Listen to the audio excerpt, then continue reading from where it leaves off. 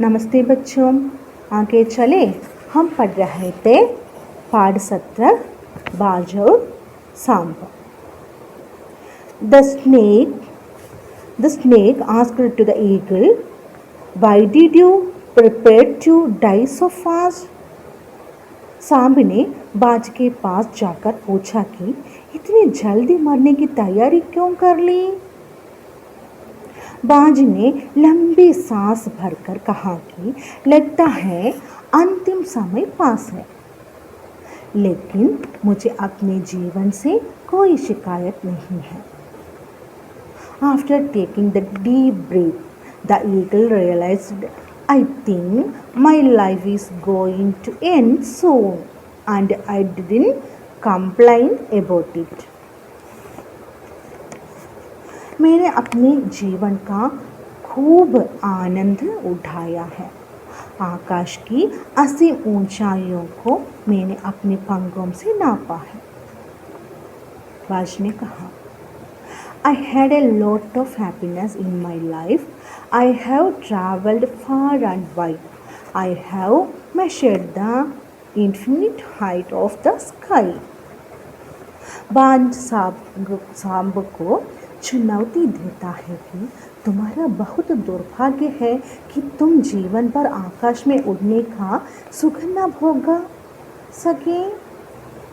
Eagle said to snake that you are unlucky, that you will never be able to enjoy flying in the sky all your life.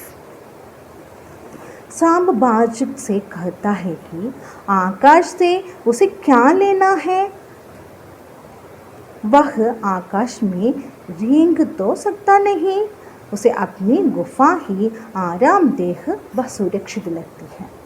ये सामने कहा। The snake replies to the eagle, "What is there in the sky? Will I be able to crawl in the sky? For me, my cave gives me protection and comfort." सांप दार्शनिक भाव से सोचता है कि उड़ने और रेंगने में कौन सा भारी अंतर है। अंत में तो सबको मरना ही है, सबका शरीर इस धरती की मिट्टी में ही विलीन हो जाना है। The snake started to think, what is the difference between flying and crawling? In the end, it is written in everyone's destiny to die. After we die, our body gets buried under the soil.